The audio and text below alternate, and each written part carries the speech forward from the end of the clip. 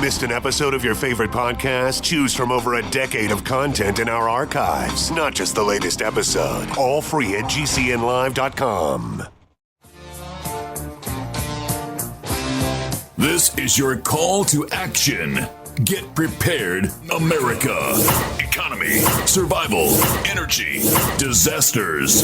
This is USAPrepares.com. Informative radio, educational radio. Interact now by emailing instructor@USAPrepares.com or text at 434-390-7953. Class, please take your seats. Now, your instructor, Vincent Finelli.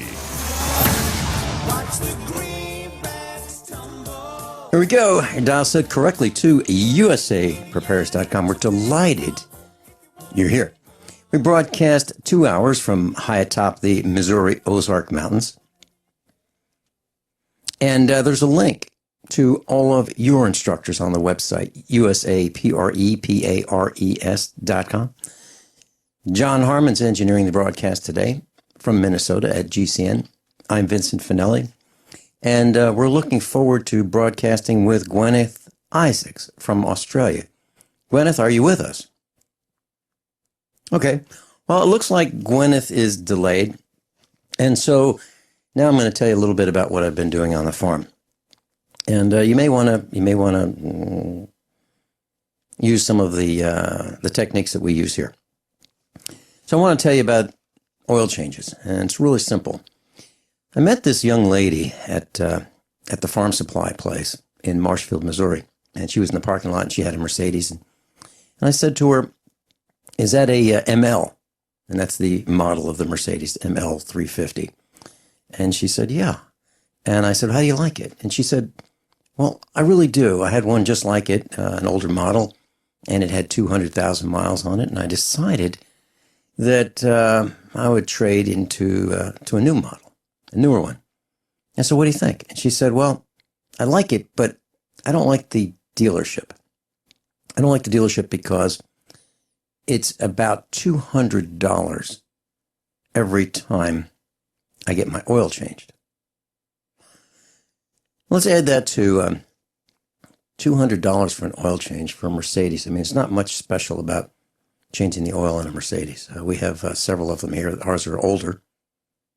Our newest one is a 2000 model, so it's 16 years old.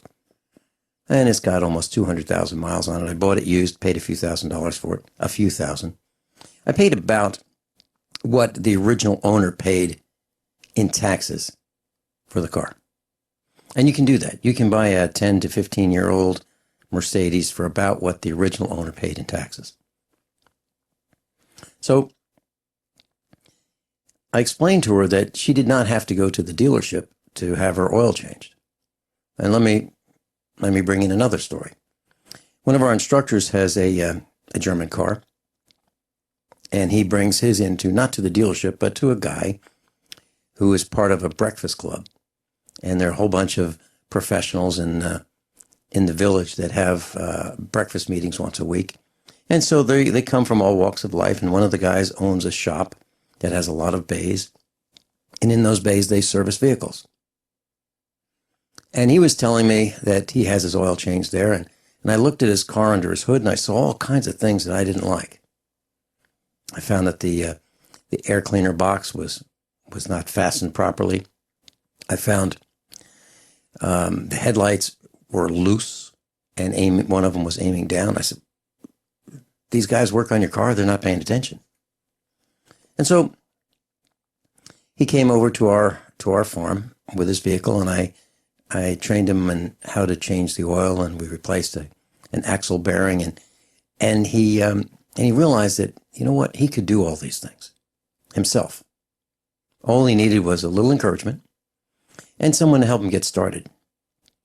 And we all need someone to help us get started. So we changed his oil, and we replaced an axle bearing, something that's pretty difficult for the average startup mechanic, the average shade tree mechanic to work on for the very first time. And we got it accomplished.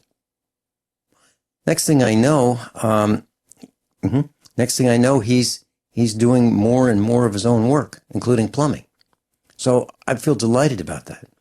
Now, getting back to the Mercedes, here's how I change the oil on our trucks, our tractors, and it'll just take about 2 minutes for me to explain this to you.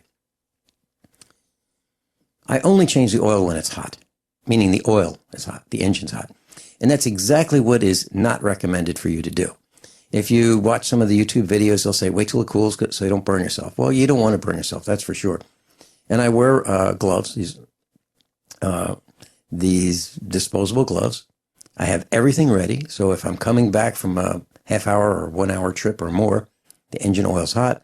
All of the contaminants are in suspension in the oil. I've got everything ready. And the minute I pull into the pad by the farmhouse, I've got all my tools ready, get under the vehicle, pull the drain plug, and let it drain. Now, you'll find that if you pull the dipstick out a little bit, air can get back into the engine and it will drain faster. Then immediately you take out the oil filter and you let that drain from the oil filter mounting housing. And I let it drain overnight. I try to get every drop of oil out. I have the car level so that there's no trapped oil in any of the oil galleries. Then when I replace the drain plug, I make sure that I clean off the threads. I make sure that the mounting surfaces are absolutely clean. And I check the washer or the gasket that's on the drain plug. I make sure it's good. If it's not good, I'll replace it. If I have to, and I don't think it's going to seal properly, I will use a very, very small amount of silicone adhesive. It's kind of like gasket adhesive. And I'll use something like a paperclip end, a very small amount, because you don't want adhesive running around in your engine, plugging up oil passages. And then when I put the oil filter in, I fill up the oil filter. So if the oil filter screws upward, I will fill up the oil filter 90% full with fresh oil. Of course, I will lubricate the oil filter gasket when I screw it in, and I make contact with it, and then I turn it 3/4 of a turn more. Not more than that. If you turn it more than that, you'll have a tough time getting the oil filter off. Then I refill the engine and start it up after it's refilled, and I check for leaks. That's how I do an oil change. And what you'll find out is if you do it the way that I do it, you'll find that you'll get about a cup more of dirty oil out of your engine than you will should you bring it to a quick change lube place, because they are not going to leave your car on the lift dripping all night. They're not going to do that. They can't. They've got other customers. And if you bring it to your dealership, or as some people call them, Mercedes dealerships, stealerships with an S, you'll find that your car is going to be in the parking lot. So your engine was hot when it got there. The contaminants were in suspension in the oil. And then sometime later on, after your engine's cooled off, somebody will drive that vehicle in, put it up on the lift. Your engine will have run for about a minute. Your engine is up in the air with your car. Your engine oil is drained, but it was not hot and the contaminants are not in suspension. And then when they think it's drained sufficiently, which might be when it's still dripping, put the drain plug back in, refill it with oil, and put a dry oil filter on your engine. And what happens when you do that is when they start up that engine, the oil gallery takes about 5 to 10 seconds to fill up. Typically, you'll do about 10,000 miles worth of wear on your engine while your engine is running without oil pressure. So that explains why I do it the way I do it. It takes a lot longer, but it's a lot better. And typically you should get, 300,000 miles out of an engine easily if you do it that way and you use top quality oil. And what do we use in our gasoline-powered vehicles? Full synthetic oil. Which one do we like the best? Mobil 1.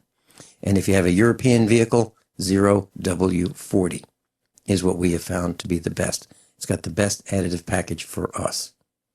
In our diesel tractors, we use 15W40 conventional motor oil. 15W40, same process, And we have a Deutsch tractor, changed the oil in it yesterday, and it drained for hours and hours and hours until every drop stopped coming out of it. We started when it was hot. The engine was hot. The contaminants were in suspension. I filled up the oil filter just the same way I do with a gasoline engine, and it works great. And always check for leaks when you're done. So that is my update on how Vinny changes his oil here at the farm. Guineith, welcome. Hello there, Vinny. Hey. How are you? I'm good, thank you. It's good to hear your voice. We've had a bit of a tie-up with the GCN phone network, that's all. I was actually here. It's just... Well, I'll tell you what. You have a real treat today, and I'll tell you what it is. This broadcast is being engineered by John Harmon. And John Harmon, let me tell you a little bit about who he is. He's the gentleman who called me up and said, "Hey, Vinny, we'd like to have you come on the air, GCN." He's the gentleman who, he's the gentleman who, I think it was on a Thursday or Friday, I believe it was a Friday, and I got a call from John Harmon. I was doing 1 hour a week, and he called me and said, "Hey, great news. We got you down for 2 hours." And I said, "Great. When's that?" Monday. so with make sure almost, you're ready, huh? Yeah. So with almost no warning, John Harmon promoted USA Prepares to 2 hours. And let me give you one more little tidbit. So if you're wondering who engineers the Alex Jones broadcast, it's John Harmon. So John Harmon, yeah. So that's the gentleman. He's the gentleman who's engineering our broadcast today. So there you have it. Class, just a little bit of backstory. So Guineith, you are in Australia, and you and I chat off the air. You give me a call, pretty often, and we talk about things that are upsetting to anyone who is freedom-loving. The last time we chatted, you talked about school. You talked about young people. You talked about people who are under the age of 18, under parent supervision, who are being controlled by the school system. Is that what you'd like to talk about today? That's what I'd love to talk about, yep. Okay. And I think we're heading into a break. We are, and we'll be right back in just a few minutes. And Guineith Isaacs is with us. You're going to be disturbed by what you hear next. Guineith Isaacs is with us. And Guineith, tell us about school and those children who are under 18 years of age and what the system is doing to them in Australia, please. Okay. Apparently, my son's school, which is in a little country town of about 900 people in Victoria, Australia, is going to be partaking in a new pilot program next year. And the intention is to roll this out into all Victorian schools. And that is to have a school doctor. And for the students to be able to attend this school doctor without the parents' knowledge or consent. I think I talked about this the last time I was on air, but I just need to point this out, that this is a liability hole that you could drive a freight train through, okay, for the school. And my response to that was basically that I wrote to the school, to the teacher, to the principals, to my son's teachers, and I explained politely that if anything went wrong, like for instance, I think I outlined one scenario which was like school hires pedophile. What about school hires a philanderer who likes slightly older teenage girls and keeps on referring them for abortions.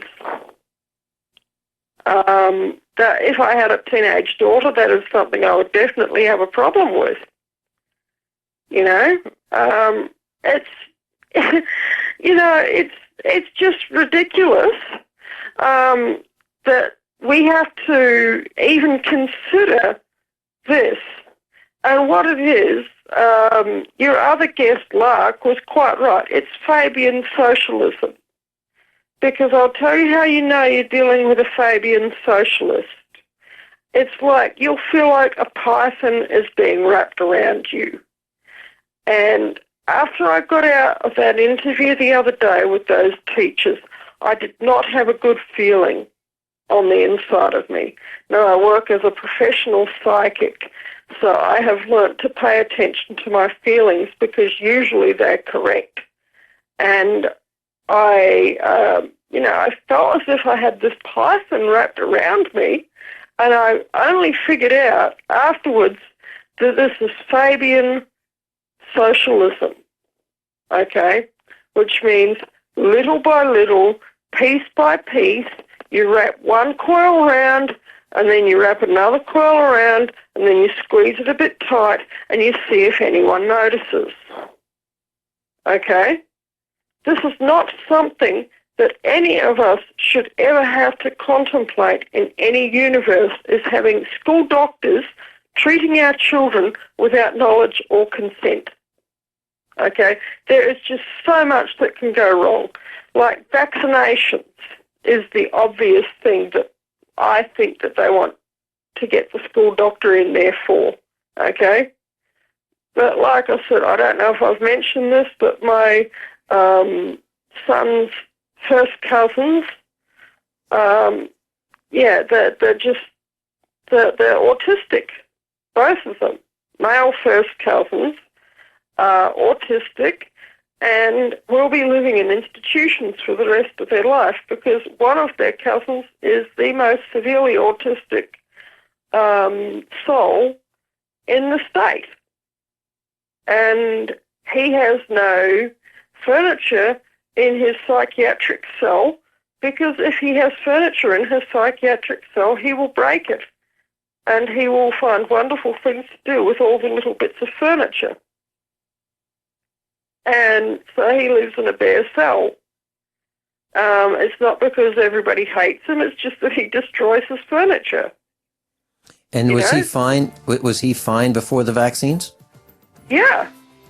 When he was about 2, he would be jumping from one step to the other, going 1, 2, 3, 4, and that was one day. And then the following day, he slipped into his autistic state after his routine vaccination, and he's been like that ever since. His life was stolen from him. Guineith Isaac's with us. Hey, Guineith, I have a quick question for you. You know, once a year, Medicare requires that my mom, who's in her 90s, has a visit with a nurse practitioner. And so when we go to the doctor's office with anyone in our family, whether it be our children, Mrs. Finelli, me, my mom, anybody in the family, the rest of the family goes too. So there's at least 3 of us in the examination room. And when my mom goes, because she is on Medicare, government insurance for health, she's asked every year, so Mrs. Finelli, do you ever feel like hurting yourself? Mrs. Finelli, do you ever feel like hurting someone else? Mrs. Finelli, are you well taken care of? Do these people where you live, and my mom lives in our house, we all live in the same house, okay? Do they take care of you? Are you neglected? Do you get enough food? I mean, they don't say, do you get beaten daily? They don't say, does this happen in Australia? No, man. And this is from the worst parent on the face of God's earth. Because, you know something, the Department of Families, okay, because ultimately you can smell these people a mile off. That's what they call your local friendly neighbourhoods child snatchers around here, okay, from the government, is the Department of Families. You can tell that they are behind this. It doesn't take, and that's another thing I wrote in the letter. And I said, you have to be aware that the Department of Families have liabilities claims basically active against them from me, that if they ever contact me again, that they will get a damages claim filed against them for $10,000 per contact. Because these people almost killed my little boy when he was a baby. My little boy is now over 6 foot tall. That's my older child. He spent 2 weeks in a special care nursery because of their care when he was a baby, when he was a new baby. What did they do, Guineith? Basically, they started tormenting us when I was 3 months pregnant with my older child. I was at that time a stepmother to my husband's other children, and they were a pretty wild bunch, and truth be told, they're still a pretty wild bunch, but they live elsewhere these days. They live a very long way from here. But you know what? They played hooky from school one day and went down to the local shopping centre and stole Coca-Cola and lollies. And that was the justification at that time for the Families Department getting involved. Because they went in and played hooky and stole Coca-Cola and lollies from the shops. And that made me when you say a bad stole parent. Coca-Cola, when you say stole Coca-Cola, are you talking about one bottle or one six-pack, one case, one truckload? What are we talking about? They ran into the shops and just grabbed Coke and lollies from the shops. And this was... And when you say lollies, you're talking about lollipops? Lollipops and Coca-Cola. Lollipop? Yeah. Okay. Yeah, bags of lollies. Yeah. Mm-hmm. That's, okay. That's something that... mild. That's the kind of thing, it's certainly, it's not acceptable, but it's the kind of thing where if I were the shop owner, I would have flogged their butts and sent them home. The parents. Yeah, I would have said to the parents, I just want to let you know what's going on. And by the way, here's the cost of what happened. So it'd be very nice of you to reimburse me as a store owner. We would have been tremendously apologetic, and we would have coughed up and paid the shop owner for the Coca-Cola and the lollies. Of course. The shop owner called the police, and the Families Department was involved. I was 3 months pregnant at that time with my older son, and they harassed me so much that by the time I was 6 months pregnant, my placenta had stopped working properly. And by the time I was about 8 months pregnant, the placenta was not firing on all cylinders. And because of that, he was born 4 pounds, 15 ounces. And if you stress a pregnant woman to that degree, she a lot of the time does end up losing the baby, because they just harassed us and harassed us and harassed us, and then they harassed us some more. They said, we can show up any time during the day or night, and you better have things in order, yada, yada, yada, yada. And I mean, we were living in a fairly run-down area, okay, in a poor area. But we were doing the best for these kids. We really, really were. And, they're all grown up now, the older children, my stepchildren. And, they've got trades, and they, like I said, they're still a pretty wild bunch, but they've got trades. They look after themselves. They've got families that they look after, and they're basically doing all right, And they live, as we call them here, in Bougainville. Bogan is an Aussie term. It means redneck. Okay? Mm-hmm. So you say Bougainville, that means the redneck area of town. It's not a place in Papua New Guinea. It's where all the But you know something? Rednecks have a lot of admirable traits. Usually they can get an engine started. Absolutely. Absolutely. We have that term here in the States, and a bunch of guys will call themselves rednecks, and they make do. They make, as you said, they can get engines started. They'll put things together, and they'll find a way to make something that most people couldn't make work. They'll make it work. I wanted to share something with you, Guineith. During the first part of your discussion today, I was reminded of our daughter. She started attending the university at age 14. She was probably the youngest person to attend the university at that time.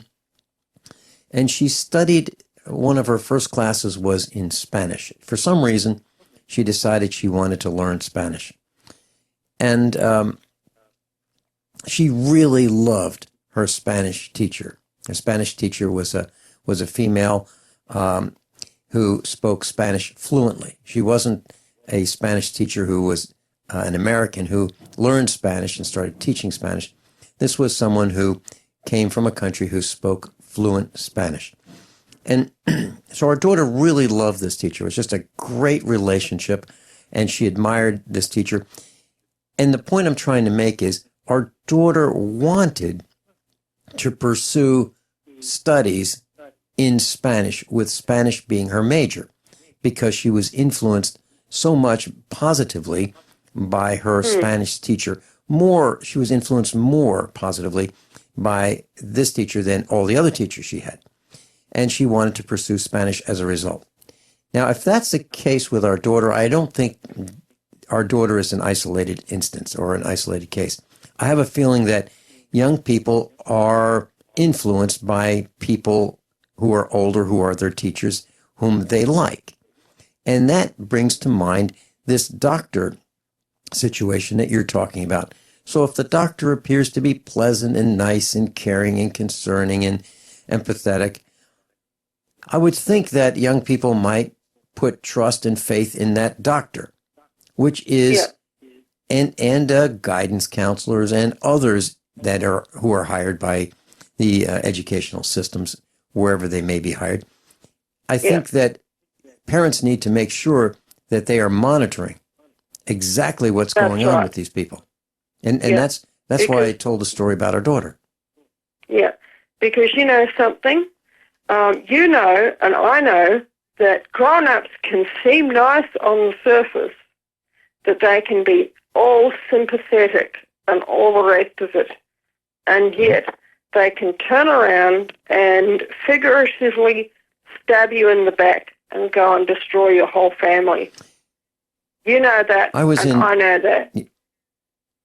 I was in the truck with our son, and a few days ago, and we were talking about college, and he has finished 4 years of college. And he was telling me about one of his teachers who he had a head-on collision with. And I've had head-on collisions with teachers as well. And I was really proud of him because he stood his ground. And you would think that a university would be a place where independent thought is encouraged rather than discouraged. But I have a feeling that that's changing very quickly. And our son was telling me about some guidance that he got from his professor. And then I mentioned to our son, you know, I don't know of anyone who has received good quality guidance from a guidance counselor at school. As a matter of fact, I avoided contact with guidance counselors at all costs when, throughout my entire educational experience. I'm talking about high school, college, and master's degree. I decided that I did not want to be guided by them, because if they were really good at what they did, they wouldn't be a guidance counselor. They'd have a real job. So is it the same in Australia? You've got to remember as well that Freud was a drug addict and possibly a pedophile. So anyone, you're going to really question of anyone. If you want your kids being advised by anyone who has their main sort of psychological philosophy from a, known drug addict and suspected pedophile, which Sigmund Freud was, that's just a statement of historical fact. And you don't have to dig very deep to find that one either. Yep. Guineith, I've got you posted on page 1 of USA Prepares. So if anyone wants to contact you, let's go to usaprepares.com. Class, I've got an update for you. Captain John Regan's on the air with us Mondays and has been for years. And for the last few Mondays, he's been talking about how there is a service that you can watch movies, videos for $1 each. And they are stripped of violence, nudity, profanity. Sounds great to me, And so he's been talking about this. Well, I've got an update. Here it is, Bloomberg.com. I'll post it on the website. I'll post a link. Here's the article. Disney, Fox win bid to shut sanitized streaming service. This was December 12th, 2016. Here it goes. By Edward Patterson. Walt Disney Company, 21st Century Fox, Inc., and Time Warner units won court order shutting down Utah-based video streaming business that lets subscribers pay $1 to watch Hollywood movies stripped of nudity, violence, and profanity. There you have it. Can you imagine that? If you want to watch movies that are stripped of all the filth, Disney, Fox, 21st Century Fox, Inc., and Time Warner, they have a problem with that. They have a problem with filtering out the immorality and letting you watch movies with the immorality filtered out. Can you imagine that? So what would I do? Well, of course, I'm not going to Disney. I am not interested in watching 21st Century Fox trash, nor am I interested in Time Warner's trash. Not interested. That's just my opinion. Guineith, in your neck of the woods in Australia, you have mentioned to us that the law enforcers, the people with the radar guns, the weapons that they can point at you and squeeze that little trigger and kill you at will, those people pull women over, for some sexual favors, they will let that ticket go by the wayside. That's right. Is there an update that you... Okay, so if the women pull their pants down or the women provide a service to these Blue Plague, the cops that do that, you just might not get that ticket, or they'll... Or how does it work? It'll be excused. It'll evaporate into the ether. Yep. And if you stand up to them, which incidentally I'm really glad that you brought this up, because I actually have a court date on this Thursday, the 15th of December, at the Bendigo Magistrates Court. Okay. In Bendigo, in Victoria, and if there's anyone in the listening area who lives in or around Bendigo, if you could come at about 9 a.m. to the Bendigo Magistrates Court and just provide some moral support to me, that would be really great, because the Blue Plague is dragging me before the so-called justice system. And, I would really appreciate as many friends as possible to be there, because I was T-boned by a road train earlier on this year, and the police are trying to make out that it was all my fault because obviously we drive on the left in this country. I was turning to the right. I had indicated to turn to the right, and this prime mover tried to overtake me on the right. And, the blue plague is trying to make out that it's my fault that I got T-boned because this prime mover tried to overtake me on the right after I had indicated to turn to the right. Never mind the fact that he was tailgating me. Never mind the fact that they never gave the guy a drug alcohol test.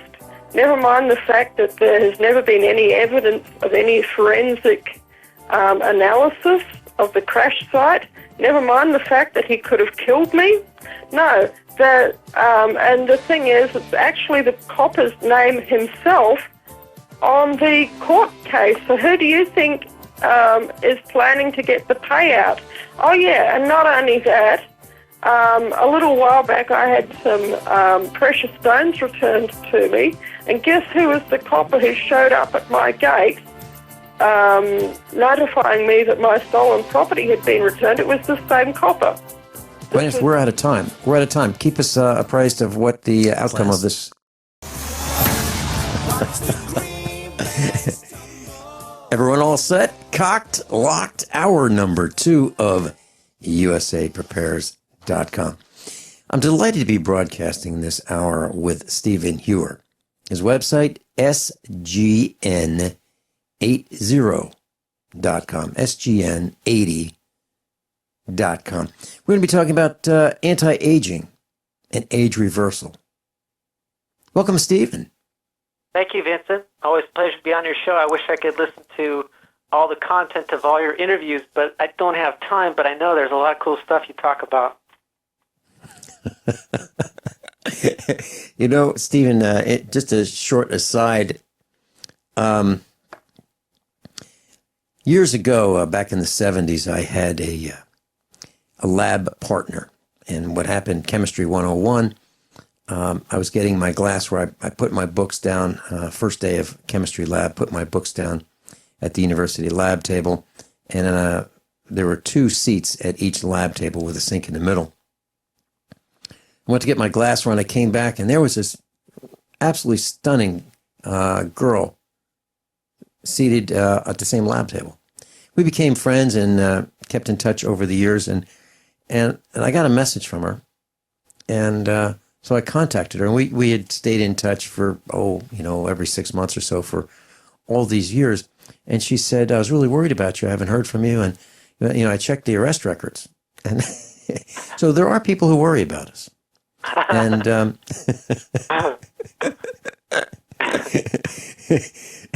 so, it's great to hear your voice. It really is. And I got to tell you, the last time we were together in person, you were in Missouri, and you have so much energy. I mean, you are a bundle of energy. When I've done everything right, I do. But it's one of the reasons that I can is because I know what to do, but there are times I do as much as I do because I have that as a weakness of not producing enough energy. That's the Achilles of my experience in this life is because of adrenal issues, mercury poisoning, and a lot of things that have made it so that I'm like the canary in the coal mine. I have, you give me one wrong meal, I'm sick for 3 days. Yeah. Yeah.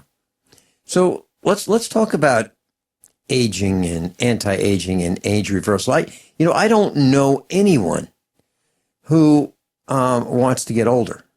As we get older, I got to tell you, as a farmer, as last, let's say 30 something years being a farmer, things aren't getting lighter. They're getting heavier. Not only are they getting heavier, they're getting farther away. And even the ground is farther away. Getting steeper. Yeah, you're right.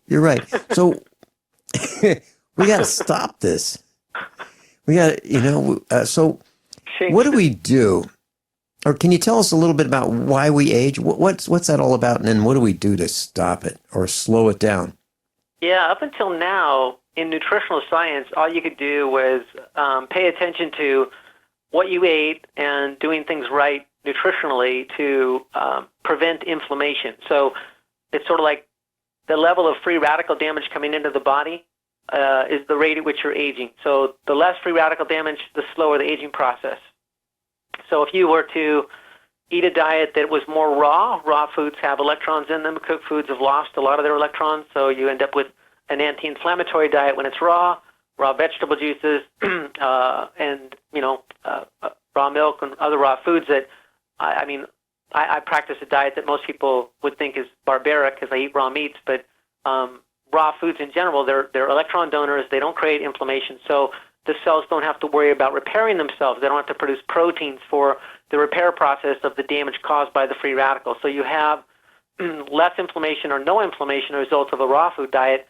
Most people aren't willing to do that. So the cooked food diet tends to introduce electron poor foods, which means that they're needing electrons to balance themselves. So they steal them from your cells, which makes the cells become damaged or inflamed. And that leads to the cell needing to expend energy to repair itself. So that's anti-aging is basically more of a raw food diet and taking antioxidants. If you're going to do just, eating cooked foods, then what you need to do is make sure your liver's super healthy with the right supplementation, the right herbs, the right supplements, so that you end up producing enough of the antioxidant enzymes produced in the body to compensate for the oxidation caused by the cooked food diet. So that would be raising the levels of superoxide dismutase, catalase, glutathione, and this is all done just by, routinely cleaning out the liver and cleaning out the intestines and taking the right supplements and juices so that you keep your liver really healthy. That's a way to compensate to prevent and slow the aging process. So everything I've just described is designed to slow the rate at which your cells are subject to injury and damage, which is then prolonging life. But to reverse aging is something entirely different. That's where you make the cell younger.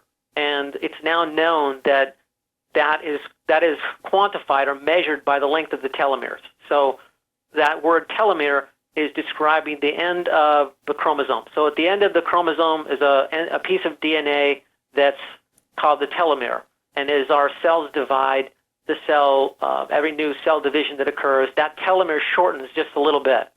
And as it shortens, the cell is literally aging. It's becoming less capable of doing its functions. So the shorter the telomere, the older the cell. So if you could increase the production of this enzyme in the body called telomerase, you can actually increase the length of the telomere and literally make the cell younger. So up until only recently, there's nothing really been known to know how to do that.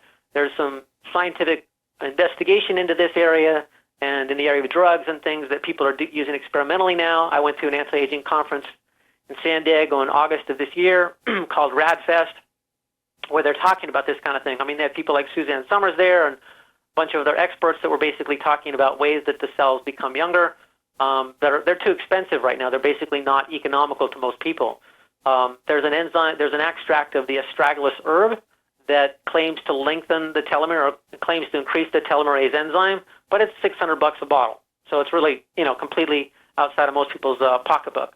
There's this new discovery that I've just been made aware of that's so amazing, where omega-3 oils are able to increase the length of the telomere. And this study was done on 106 people. They were all overweight, sedentary, but otherwise healthy. They were divided in three groups. One group got 2.5 grams or 2.25 grams of omega-3 fatty acids. The second group got 1.25 grams of the omega-3 fatty acids, and the third group got a placebo. And they measured the telomere length of their white blood cells before and after. And at the end of 4 months, the group that got the higher dosage had an increase in the telomere length by 50 base pairs. The second group had an increase by 21 base pairs, and the third group had a subtraction in the length of their telomeres by 43 base pairs.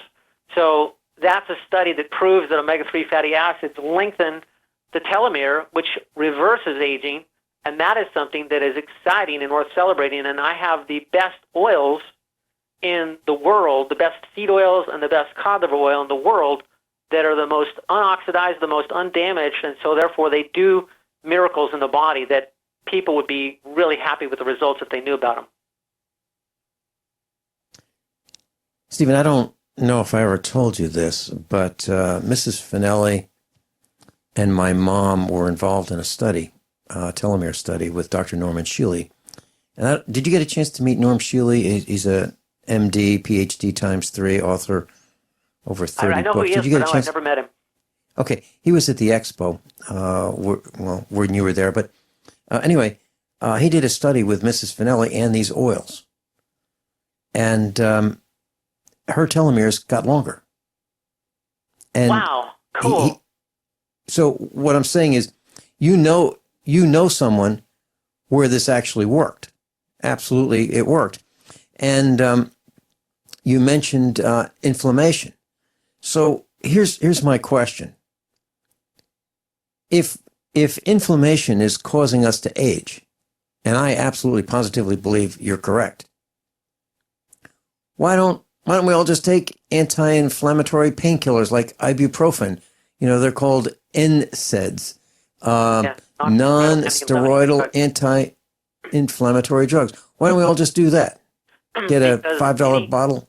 Yeah, any molecule, you have to remember the chemistry of life. So God, that the infinite God, omnipresent God force that creates and sustains everything, makes everything to work synergistically or have some purpose in life in some way. So you end up with the chemistry of the plant, mineral, animal kingdom being something that the body is designed to metabolize. But when you make molecules that don't exist in nature, that don't have the same molecular structure as the molecules in nature, they've been altered to be proprietarily owned and patented to have exclusivity of sales, you've made a substance that has a certain degree of toxicity. In other words, the body doesn't have the capacity to neutralize that and detoxify it to varying degrees, dependent upon the substance. It can be mildly lethal to severely lethal.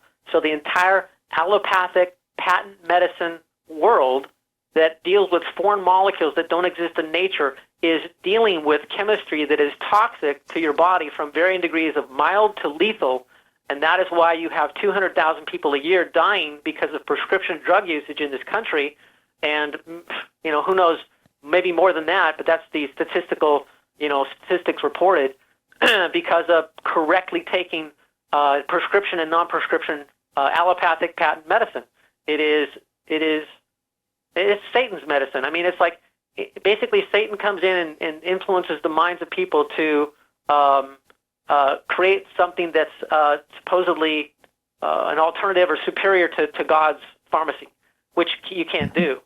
So, yeah, no, you don't ever want to. I knew a guy that was in his 20s taking ibuprofen every day for his chronic pain. He had some kind of arthritis pain in his 20s. By his 30s, he died of kidney failure because of the damage that ibuprofen did to his kidneys. The guy Andreas Wecker, the Olympic athlete Andreas Wecker that invented the Andreas seed oils that I promote and I espouse because they're the most fantastic oils I've ever used. You can feel them. They're amazing, and I'm talking about them today. He did Olympic gymnastics from age six in East Germany onwards to the time of adulthood, where he was training 6 hours a day, where your body has no time to recover. So he experienced severe inflammation and was on ibuprofen for 14 years. At the end of his gymnastics career, he was bleeding so bad out of his intestines that he lost 40 pounds of weight, 80% of his blood, and he was almost dead. And these oils... Hold that thought. Yeah. Hold that thought. We're going into a break. We'll be right back. Class, Stephen Heuer's with us. SGN80.com. SGN80.com. Stephen, how do we contact your company? That would be 888-988-3325. Again, 888-988-3325. And we have staff loves to educate and help you out. Great. Stephen, you were talking about the Andreas story. Please continue. So Andreas himself, he was on 9 medications, after all those years of ibuprofen and his bleeding of the intestines and Crohn's diagnosis and being in the hospital. He was there for 7 weeks in the hospital on 9 medications, 33 pills a day.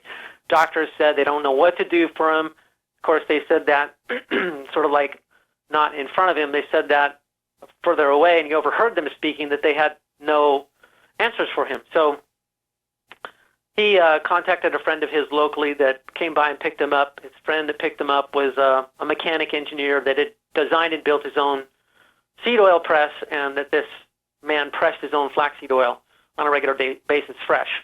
So he told Andreas that he felt that if he took this, it would help him to heal. So he did. Andreas started to take just a teaspoon of this fresh pressed flax oil every day for three teaspoons a day.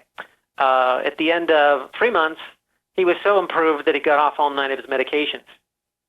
So he was so inspired by this life-saving transformation of his health that he decided to put his natural engineering abilities to work, and he invented a new method of pressing the seed oils where instead of this old technology, it's pressed with this, virtually zero oxidation, zero structural damage to the oil, which then the results are like amazing. I mean, if you take this black cumin seed oil that we offer, I mean, you take a tablespoon of that in the morning, and it's like, I mean, you don't need coffee. You feel a phenomenal, great energy, great mood for 6 or more hours, and you don't need to eat as much because you just have this energy. And you take the flaxseed oil, and you feel the cumulative effects of getting rid of inflammation and getting rid of pain in the body, and all the other oils, they have their different properties and different benefits. But this is like transformational oil, because all the oils we've taken before, the flaxseed oil and the different oils, the hemp seed oils that are sold commercially in dark bottles under refrigeration in the health food stores, are all damaged structurally and oxidized by 10 to 30% by the time you consume them, so you don't feel nothing. With these, they're virtually still able to do what nature designed them to do, and the results are phenomenal. I mean, we've had a major client feedback on these oils. Stephen, you talked about Crohn's disease, absolutely horrible disease. I know a young lady who died, I think she was in her 30s, from Crohn's disease. And are you saying, I mean, did I hear this right, that this is an alternative therapy that one might consider? Because the membranes of the entire body, the intestinal tract included, are protein-fat membranes, and the missing piece to the membrane wall, it's 50% protein. The membrane is consisting of 50% protein, 50% fat. Of the fat portion, a portion is saturated, a portion is unsaturated. The unsaturated is supposed to be unoxidized omega-3 and omega-6, so that becomes the attractor of oxygen, that is both the attractor and the doorway through which oxygen enters the cell. So it's a vital mechanism involved in cellular oxygenation and therefore efficient creation of energy. If a cell can make energy correctly and efficiently, then it produces less lactic acid and more energy, which then creates the right pH, gets rid of inflammation. So yeah, it's a key ingredient. Is it the only factor? Gosh, no. I mean, people have to make sure the intestinal tract is clean of old fecal matter, so that's got to be done. They've got to make sure that they have all the probiotics in there.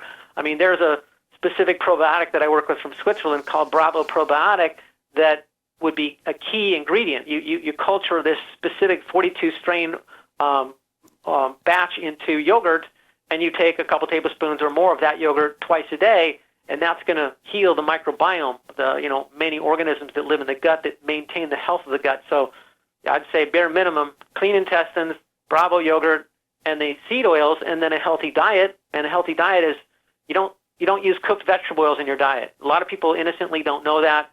They used even uncooked vegetable oils, just vegetable oils like as in salad dressings, or in condiments, whether that's barbecue sauce or whether that's oils inside of your baked goods.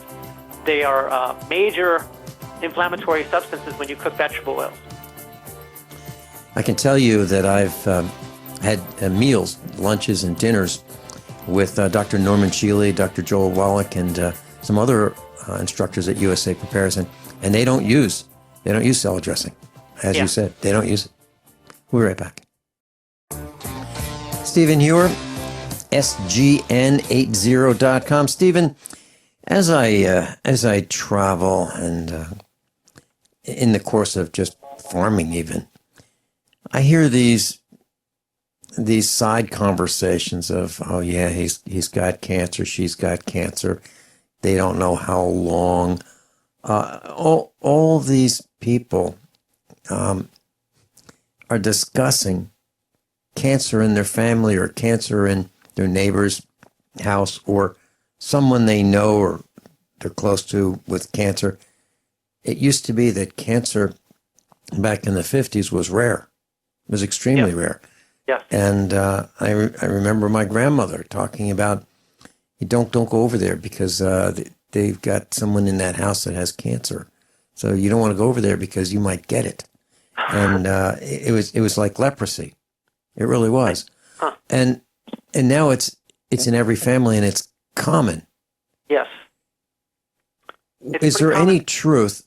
Okay. Go ahead. Is there any truth that it's genetic? Because if you go to a doctor, for the first time, you get these questions. Okay, is there a history of cancer? They want to know that. What's the genetic relationship? Is there one to cancer? No, there isn't. So that's the same mentality that the medical profession has been using for a long time, which is that when you get sick, it's not your fault. You can blame the germ. You can blame the genetics, whatever. And if you go back, as you recall, it's like the statistics now is that it's like 3 in 5 people get cancer or more. It's almost everybody is going to get cancer because you have so many things contributing to cancer being occurred in the body. If you go back to 200-300 years ago, cancer was extremely rare. So if you look at the environment 200-300 years ago and the environment now and all the things being done to compromise human health, you have a bunch of factors. I mean, if you look back just to the vaccinations people got in the 50s and probably the 60s as well, the polio vaccine was laced with the simian virus 40 that causes cancer. And they knew it was going to cause cancer before they disseminated it. And it wasn't until one of the people in charge said, listen, I believe these vaccines are healthy and good for us. I'm going to prove it to you. I'm going to give these vaccines to my grandkids. So he injected these vaccines into 2 of his grandkids, and the boy died in 24 hours, and the girl was paralyzed and sick the rest of her life. So that's when they recalled that particular group of vaccines. So you got vaccines are viruses being introduced into the body, and if you don't understand virology, if you don't understand the work of what Royal Rife looked at and what Gunther Enderlein looked at and what Gaston Naessens looked at, and this thing that's these proteins in the body, viruses grow right in your body if the terrain and the conditions are right for it. So if you've got heavy metal poisoning from your mercury fillings from your teeth or from, different toxins from the environment, that they cause the viruses to grow. And viruses are behind the creation of cancer. And that's what Royal Rife discovered. Royal Rife said, okay, with his high-powered microscope, he invented and built it with 60,000 magnifications. He could see living viruses, and he found the virus that was causing cancer, and then he built a frequency device that was able to break apart and dissolve the molecular structure of the actual amino acid structure of the virus was basically broken apart by the frequencies, and the viruses were killed. So 16 people with stage 4 cancer were actually finally tested in 1934 at the Scripps Institute in San Diego, and at the end of 3 months, all 16 people were 100% cured. That's the only 100% success that has ever been done. I mean, you can go to the cancer clinics in Mexico or wherever, and they have a pretty high success rate, but it's very costly and it's very involved. Cancer is a terrain-created condition. So because the environment is so toxic, because we've all been exposed to vaccines and heavy metals, or from chemtrails in the sky, from herbicide, pesticides, from previous drug usage, and 1,000 other things, bad foods, and you have the demineralization of the soil. So from 1945 till now, chemical agriculture has, held sway. Organic agriculture, even though it's non-toxic and healthy, still has not bothered to understand the dynamics of soil fertility enough to create super high nutrient-dense foods. So you have nutrient-poor foods always being consumed, and as a result, your liver won't work right. Your liver is your key organ to protect you from cancer. If you have a super healthy liver, you'll probably never get anything. But the more the liver can't do its job, it becomes compromised, it can't get rid of toxins, the more you're subject to all the different degenerative diseases of our day. So when you have properly grown food, you have high mineral sugars in the food. Mineral sugars, predominantly calcium. Calcium is 80% of the mineral needs of the food is calcium. 80% of the mineral needs of an animal or a human is calcium. So when you lack the calcium and trace minerals in the food, then your liver won't produce enough protein. This is part of it is that your liver won't produce enough protein, so you have to eat more dietary protein to compensate, which then acidifies you and toxifies you because of the cooked animal protein, and it leads to the degenerative disease process and to the creation of an acidic body, which then creates the cancer. So it's all about the environment and the terrain of the body that actually creates the cancer. And if a person has cancer, I mean, I've studied this extensively, and I know exactly what to do, how to reverse cancer. If you take, there's a plant called the pawpaw tree, which is native to the southern states. It grows this custard apple-type fruit. It's so fragile you can't ship it because it's so custardy. But the leaves, the twigs, and the bark of this tree produce a chemical called acetogenins. And the acetogenins have been proven with years of research done by Jerry McLaughlin, a doctor that was financed by the Purdue University from 1950 forward. This guy studied the different chemicals in plants and what was most effective in being a natural chemotherapy, perhaps. And so he discovered this pawpaw, and sure enough proved that these group of chemicals, when one molecule of the acetogenin gets into a tumor cell, the tumor cell is interrupted from its ability to make energy, ATP, and because tumor cells make so little energy, because they're so inefficient in making energy, it kills it and it self-destructs. It undergoes apoptosis. So just by doing pawpaw tea, which is a very simple economical herb, I mean, I carry it. It's just twigs. You just take these twigs and you boil some water, and then you put a few tablespoons of the twigs in there, and then you let it steep for 8 hours, and then you can drink it. And here's the trick. You add DMSO to that. So this wonderful solvent that comes from the pulp of trees, and it's rich in sulfur, DMSO, you add a teaspoon of that to every 8 ounces of that tea. Now you're going to carry and transport this acetogenins in the tea into your cells and into your tumor cells, and it's going to kill all your tumor cells selectively and leave all your healthy cells alone. And if you want to take it a step further, you take Laetrile, which is vitamin B17 from the apricot pit. You add that, 500 milligrams of that, to your tea, and now you've got the ultimate cocktail to selectively kill every last tumor cell in your body. And very economically. And when you do all that, wow, you kill tumor cells. There's a lot of toxins going on there, so you have to help your liver filter that all out. So you have to do things to purify your body. So taking 3 ounces of Essiac tea 3 times a day is really good to help your system purify itself. Doing a coffee enema once a day might be necessary because your liver needs the help to keep up with all the filtration work, and the coffee enema helps to get your liver detoxify itself twice as fast, so you can detoxify your bloodstream twice as fast. And then when you take these seed oils to upregulate your oxygen uptake, because basically cancer can't grow in an oxygen-rich environment, you take these seed oils, the 5-seed oil, the flaxseed oil, the black cumin seed oil, and now you've got your major ongoing antidote to prevent the reoccurrence, because your cells can absorb oxygen again, because they have the EFAs and the cell walls to do it. And then, there's black cumin seed oil has a chemical in it called thymoquinone. It's powerful stuff. This stuff by itself kills tumor cells. I don't think you can. Some people have taken it and they've gotten rid of their cancer, but I don't want to rely on black cumin seed oil by itself. But yes, black cumin seed oil by itself, people have seen their cancer go away. But it's those 3 oils, the 5-seed, the flax, and the black cumin, I consider foundational oils. Everyone should take a teaspoon of each 3 times a day, and miracles can happen. Regarding the intestinal issue you asked earlier about somebody with Crohn's disease, my friend Andreas that invented these oils, he lives in Bend, Oregon. That's where he presses these oils. He had 2 people in his vicinity come to him because they learned about how he healed himself, and they came to him. One had colitis and was going to have his intestinal tract, large intestine, removed in 4 months.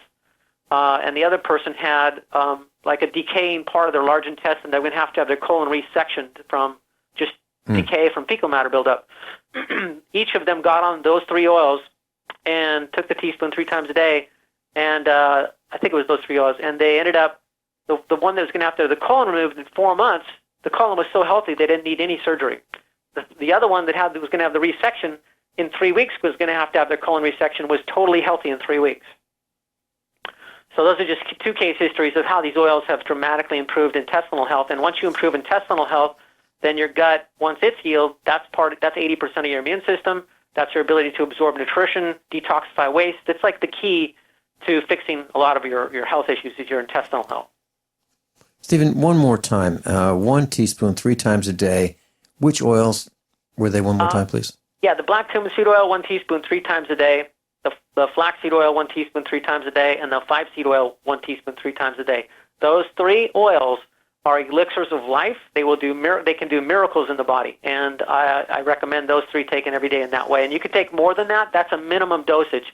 You can take more. I took the black cumin at a teaspoon twice a day for some time, and then upped it to a tablespoon twice a day. And I had no idea that this stuff was like dynamite, like TNT for energy, because all of a sudden, the first time I took it, 1 tablespoon I took it at night at dinner with a tablespoon of the flax oil, and I was up all night. But I wasn't up just trying to sleep. I was up getting stuff done. And then the next morning I thought, I'm going to be tired. I'm going to need to nap. No, I hopped on a bike and I biked 20 miles, which I haven't done since I was in my 30s.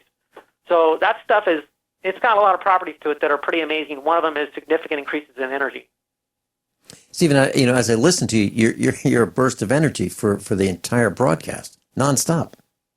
Yeah, I'm super excited. I'm so on fire with what's going on nutritionally and what people can do to truly help themselves heal from anything. I don't care. I used to have chronic fatigue syndrome from an Epstein-Barr herpesvirus infection that always was compromising, and I'm still not to the pinnacle where I could be, but I'm much better, and these seed oils gave me that freedom. When we come back, can you talk about the benefits of oils, or what your recommendation is for someone who has an irregular heartbeat? Because I'm getting calls from lots of people who have irregular heartbeats. We'll be right back. Stephen Heuer, SGN80.com. Plus, if you'd like to talk with Synergistic Nutrition, SGN80.com, SGN80.com. 888-988-3325, 888-988-3325.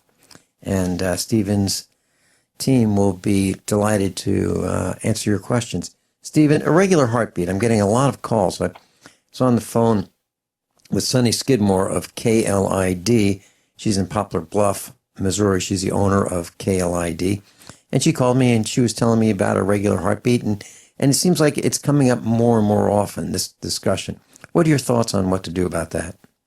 I have a brother that's had that very badly, and I've helped him to normalize that.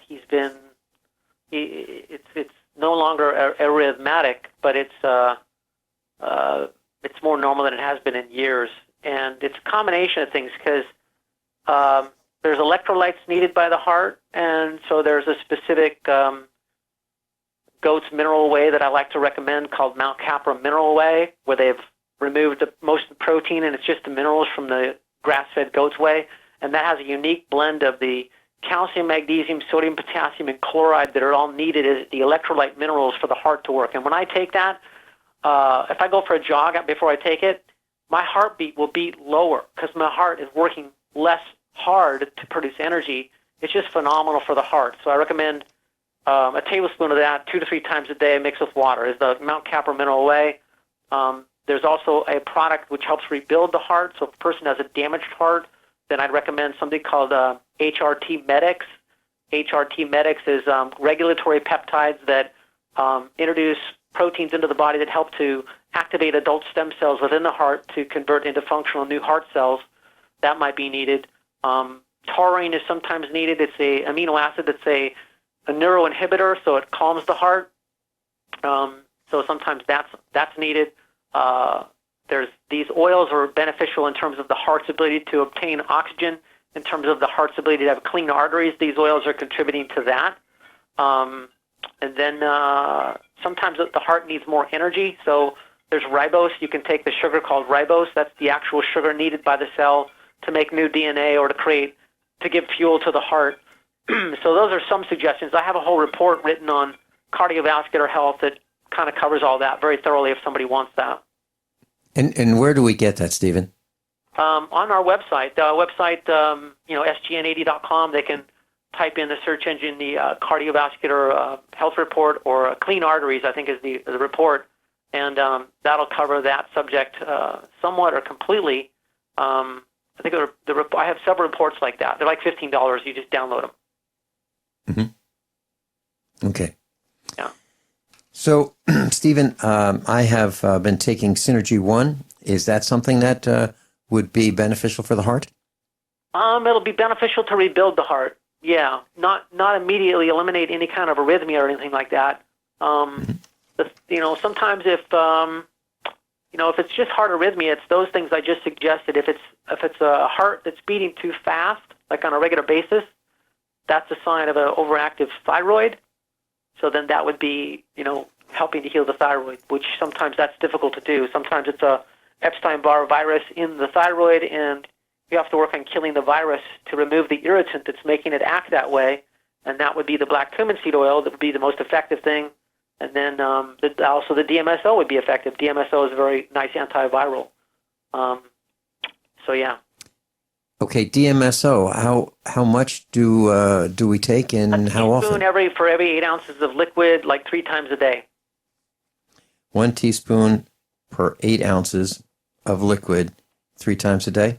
Yeah, 8 ounces of water preferably, or some kind of herb tea if you're trying to do something with the body. Whether there's different herbs for the heart too that help the heart, like hawthorn and stuff that people can take. But I wouldn't put DMSO in with you could put it in with like orange juice or something like that if you want to camouflage the flavor. But if you want quick absorption, water is the quickest. Stephen, very quickly, we only have a few seconds left. The brain. What fats do you recommend for the brain? So the fats, these oils are going to help increase the production of, your body will take omega-3 and convert it into EPA, DHA, then, which rebuilds the brain. But if you want immediate effects for that, you take Dropi cod liver oil. It's the best cod liver oil on the market, the most well-processed, lowest temperature processed, the most alive, so that will give you the DHA already made, and then that will help to rebuild the brain, which will restore your memory and your mood. Stephen Heuer, thank you so much for being with us. John Harmon, Thank you so much for engineering the broadcast. If you'd like to contact Stephen, 888-988-3325.